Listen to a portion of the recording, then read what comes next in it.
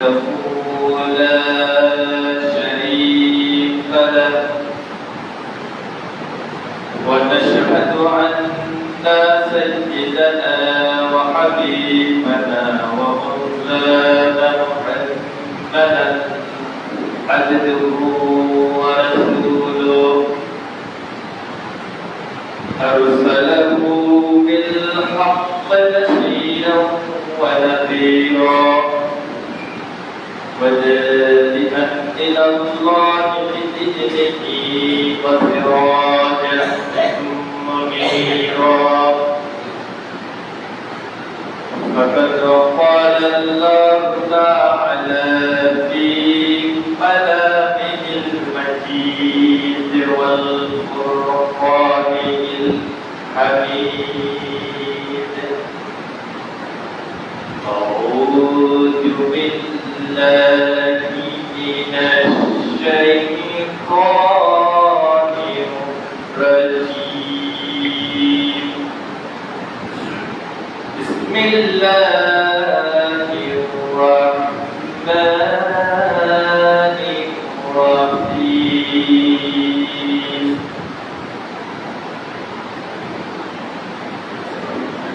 والتين والزيتون وطور سينين وهذا البلد الحميد لقد خلقنا الإنسان في أحسن تقويم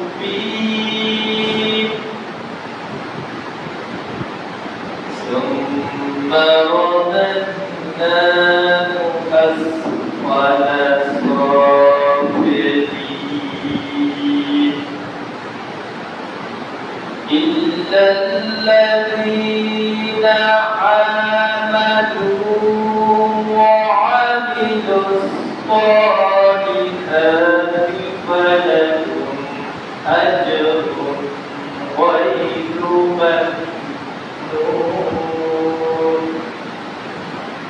فما يكذبك بعد بالدين أليس الله بأحكام الحاكمين আল্লাহ রাব্বুল আলামিন আমাদেরকে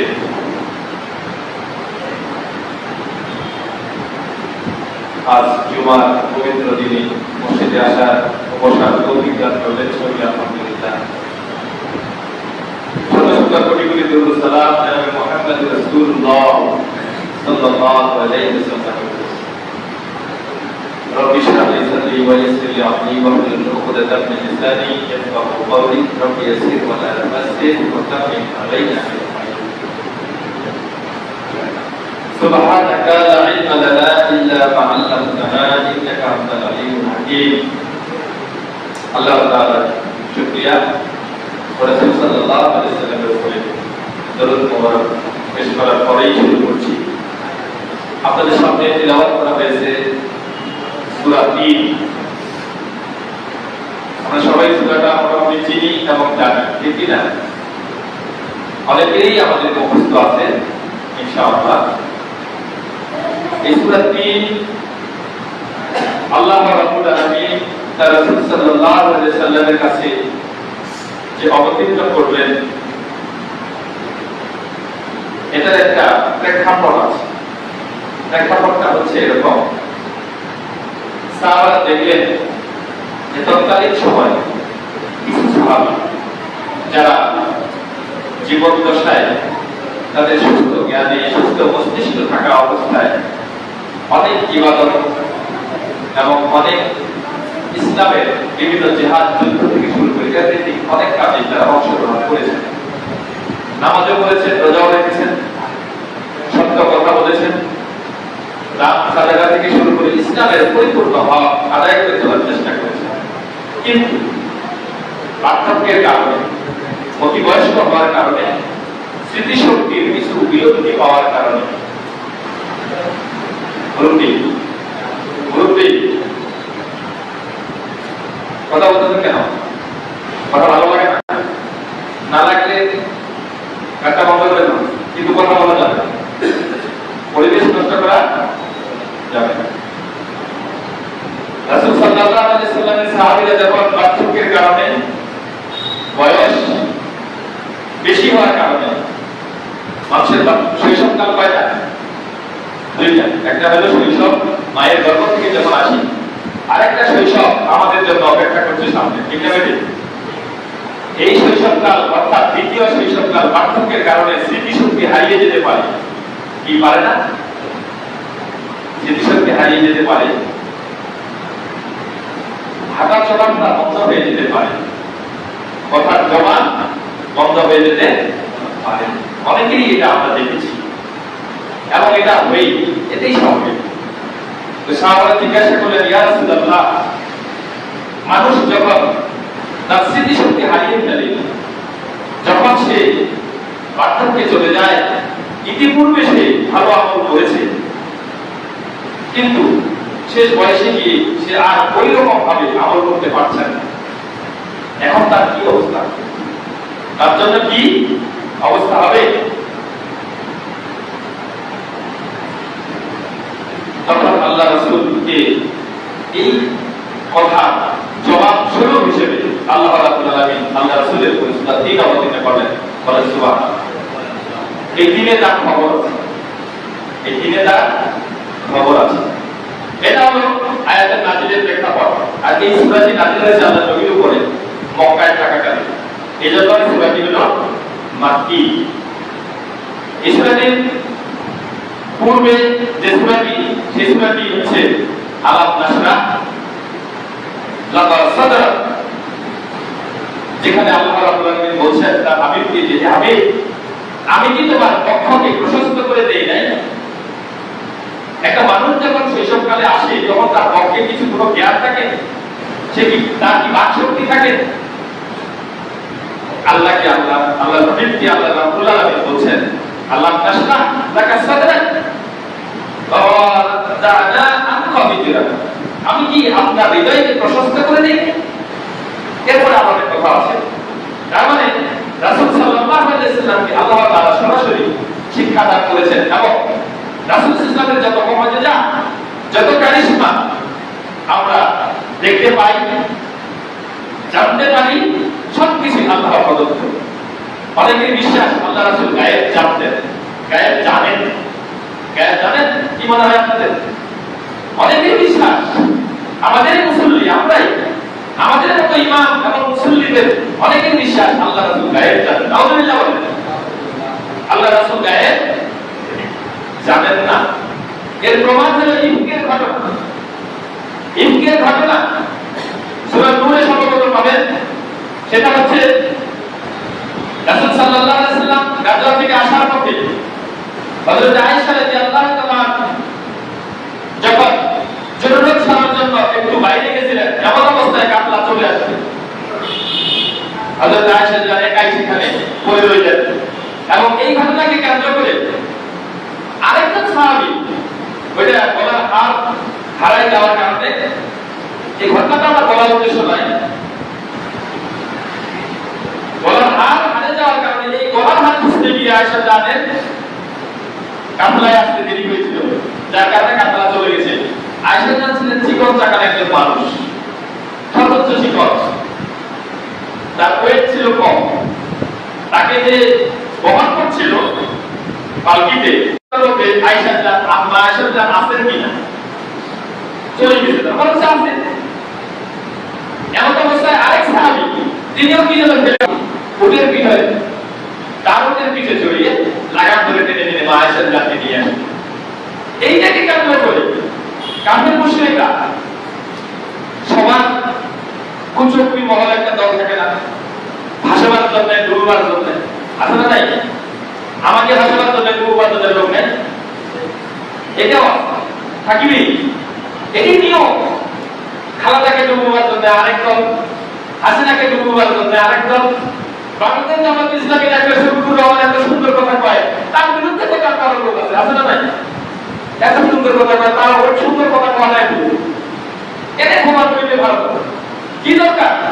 যে ভারত এত অত্যাচার অত্যাচার সাবেক প্রধানমন্ত্রী হাসিনাকে দিয়ে করাইলো, সে ভারতকে সাধারণ ক্ষমা কেন করবে? আওয়ামী লীগকে সাধারণ ক্ষমা কেন করবে? এটা নাকি ভুল। যাই হোক, যার দৃষ্টিকোণ থেকে যেটা, তো এই কাফের মুশরিকরা মা আয়েশা রাদিয়াল্লাহু আনহা শুরু করলো যে তিনি কি হয়েছেন? চরিত্রহীন হয়েছেন। নাউযুবিল্লাহ। এই বিষয়টা যখন আল্লাহ রাসূলের কাছে সাহাবাদের কাছে আসলো, আল্লাহর নবী মা আয়েশা রাদিয়াল্লাহু আনহা থেকে মুখ ফিরিয়ে দিলেন। যখন ডান দিকে আসলো, বাম দিকে মুখ ফিরিয়ে দিলেন। বাম দিকে আসলো, ডান দিকে মুখ ফিরিয়ে দিলেন। যখন সামনে আসলো, পিছনে মুখ ফিরিয়ে দিলেন। যখন পিছনে আসলো, সামনে মুখ ফিরিয়ে দিলেন। আয়েশা রাদিয়াল্লাহু আনহা জীবন টাকা ছিলেন, কিন্তু মস্তিষ্ক একটু রাগ বেশি ছিল, তীক্ষ্ণ রাগী ছিল। তিনি বললেন, ইয়া রাসূলুল্লাহ, আজকে যদি আপনি মুখ ফিরিয়ে দেন আর আমার সঙ্গে কথা না বলেন, আমিও বলে দিচ্ছি আমি বাপের বাসায় চলে যাবো, আর কখনো আপনার সঙ্গে সংসার করবো না, কারণ আপনি তো আমাকে বিশ্বাসই করেন। ঠিক তাই করলো আয়েশা রাদিয়াল্লাহু আনহা, বাপের বাড়ি চলে গেলেন। 40 দিন আল্লাহ রাসূলের বিষয়টাকে নিয়ে চিন্তা ভাবনা করতে করতে, এইটাকে ভাবতে ভাবতে নিজেকে গিলে শেষ করতেছিলেন।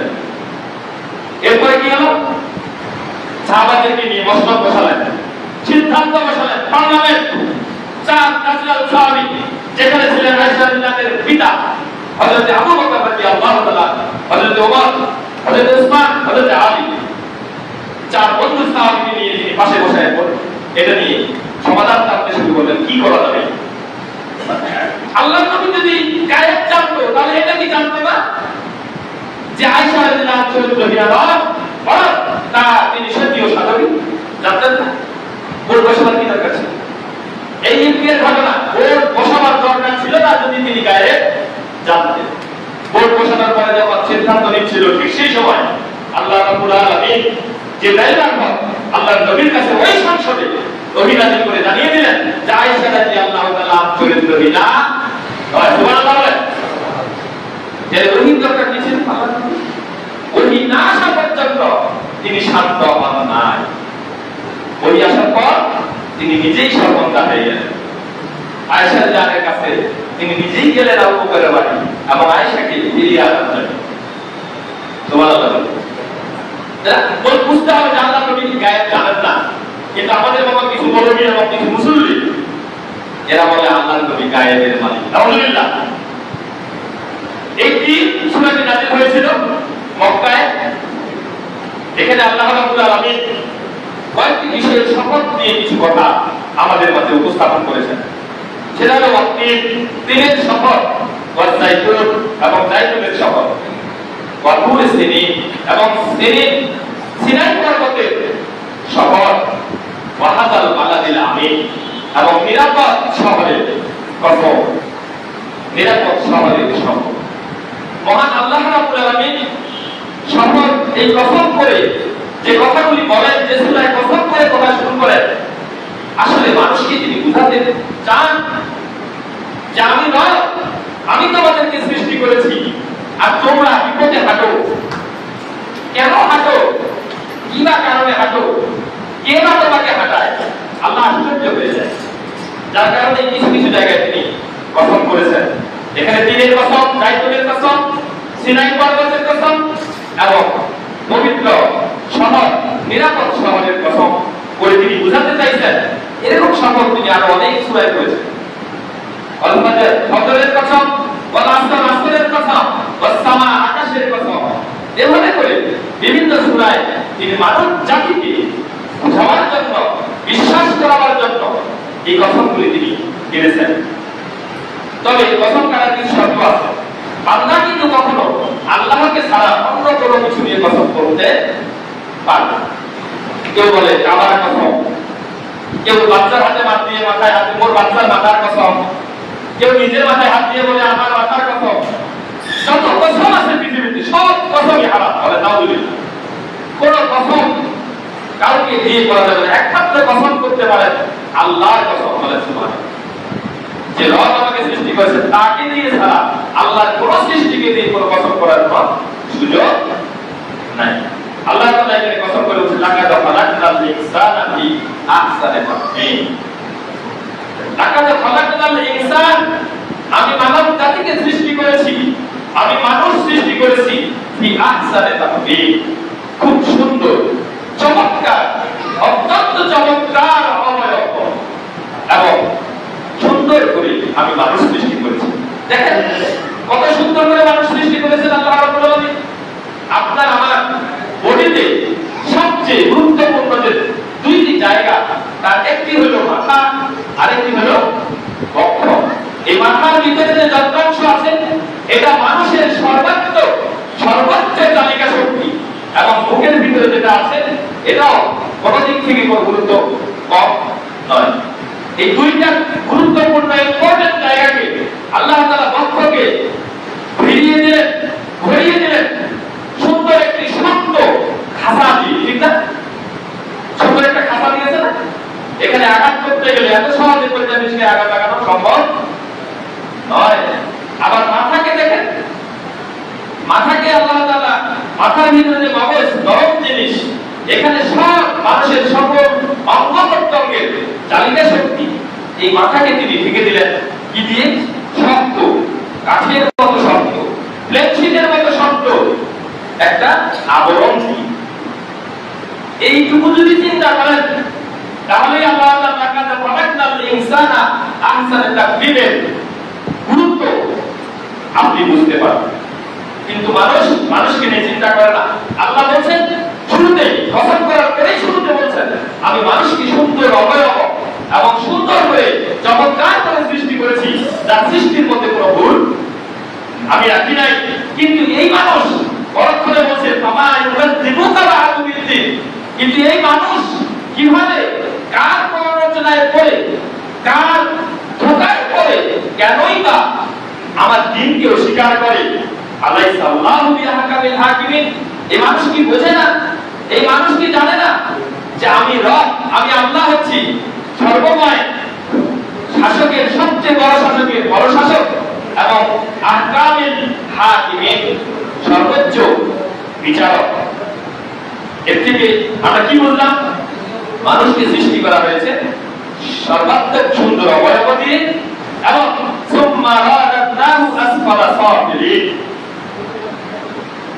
সর্বোত্তম কাঠামো দিয়ে মানুষকে সৃষ্টি করা হয়েছে এবং আবার মানুষকে সুম্মা রাদানাহু আসফালা সাফিলিন, সর্বনিম্ন জায়গায় এই মানুষকে নিয়ে যাওয়া হয়। আল্লাহ সুন্দর চমৎকার অবয়ব দিয়ে সৃষ্টি করলেন, কিন্তু এই মানুষ সে জন্য রয়েছে জাহান্নাম। এবার সে জন্য কি রয়েছে? জাহান্নাম। এখানে তাফসীরকাররা দুইটা জিনিসকে তুলে ধরেছেন। একটা হলো যে মানুষের সুন্দর করে সৃষ্টি করেছেন, সুন্দর করে আল্লাহ রাব্বুল আলামিন আমাদেরকে লালন পালন করে বড় করেন, কিন্তু বাচ্চাকে এসে আমরা একটু কি হয়ে যাই? শৈশবের পর্যায়ে পৌঁছে যাই। আবার মৃত্যুর পরে আমাদের জান্নাত অথবা জাহান্নাম দুইটা ঠিকানা। এই মানুষকে সুন্দর করে সৃষ্টি করার পরে এই মানুষকে জাহান্নামে যেতে হয়। জাহান্নামের খারাপ জায়গাটাকে আল্লাহ দিতে হয়। আল্লাহ সেই কথাই বলছেন, অতঃপর আমি সুন্দর অবয়বকে সৃষ্টি করার পর এই মানুষকে আমি আবার আমার জাহান্নাম সর্বোচ্চ নিকৃষ্ট জায়গায় আমি তাদেরকে অবস্থান করাবো। নাউযুবিল্লাহ বলেন। কেন করাবো? কেন মানুষ যাবে জাহান্নামে? আমি তো সুন্দর করে সৃষ্টি করেছি। সুন্দর করে সৃষ্টি করার পর আমাদেরকে সুন্দর একটা বুদ্ধিমত্তা, যেটাকে ব্রেন বলা হয়, যা মানুষের কর্ম তালিকা শক্তি, এটা আল্লাহ রাব্বুল আলামিন আপনাকে আমাকে দান করেছেন। এটা দিয়ে মানুষ মাঝে মাঝে এমন হিংস্র কাজ করে ফেলে যা চতুষ্পদ জন্তুর চাইতেও নিকৃষ্ট হয়। উদাহরণস্বরূপ বলা যেতে পারে, আপনি একটা কুকুরকে 3 দিন 7 দিন নিয়মিত খাবার দিয়ে, একটু আপনার উচ্ছিষ্ট গুলোই দিয়ে, কিন্তু এই কুকুরটি দেখবেন আপনার বাড়ির সকল সদস্যদেরকে পাহারা দেবে। ঠিক না বেটে? আমি তার প্রমাণিত। কিন্তু একজন মানুষকে আপনি 7 দিন 7 মাস 7 বছর ভালো কিছু দিয়ে তার পাশে থাকিলেন, বিপদে আপদে সব সময়, কিন্তু কোনো এক সময় কোনো একদিন আপনার অপারগতার কারণে তার বিপদের পাশে দাঁড়ান নাই, এই একটা দিন পাশে দাঁড়ান নাই, এইটাকে কেন্দ্র করে সে আপনাকে চিরতরে ওই 7 বছরের 12 বছরের অবদানকে ভুলে যাবে। ঠিক না ঠিক বলেন? আল্লাহ এই কথাই বলছে, আমি সুন্দর অবয়বকে সৃষ্টি করেছি, কিন্তু এই মানুষের ধর্ম হলো সবচেয়ে নিকৃষ্ট কাজ করা।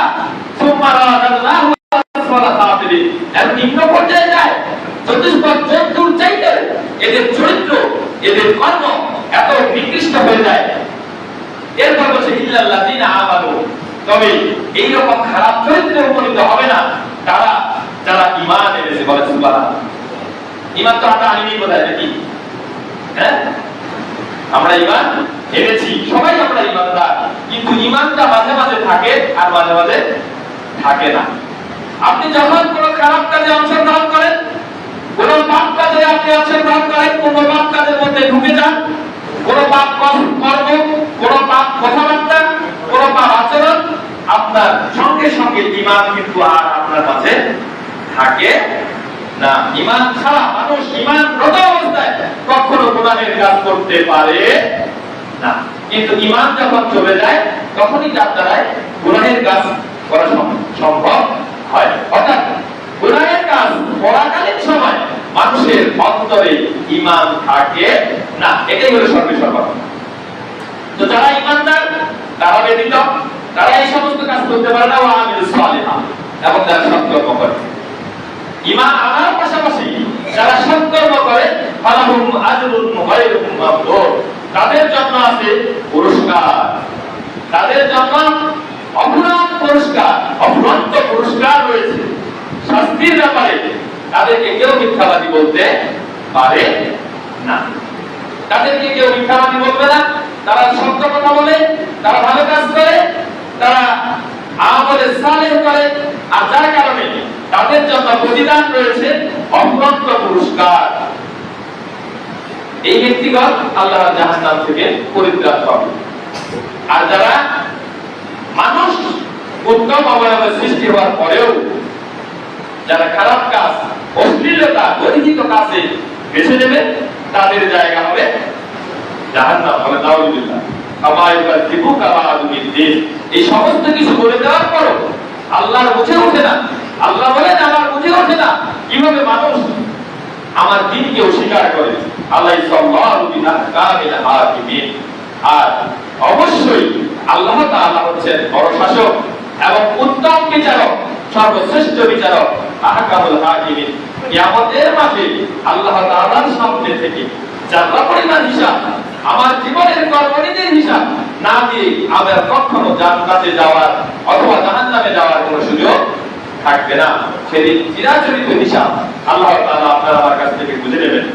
এই জন্যই আসুন আমরা আল্লাহ তাআলার ঈমান আনার পাশাপাশি শুধু ঈমানের মধ্যেই আমরা পড়ে থাকবো না, ঈমানের সাথে পাশাপাশি আমরা কিছু আমলে সালেহ, ভালো কাজে অংশগ্রহণ করি এবং সমস্ত রকমের গর্হিত কাজ আমরা প্রত্যাখ্যান করে গর্হিত কাজ থেকে নিজেকে বাঁচিয়ে রাখি। আল্লাহ তাআলা আমাদের সবাইকে সে তৌফিক দান করুন। আল্লাহুম্মা আমিন। ওয়া আখিরু দাওয়ানা আলহামদুলিল্লাহি রাব্বিল আলামিন। আসসালামু আলাইকুম ওয়া রাহমাতুল্লাহি ওয়া বারাকাতুহু।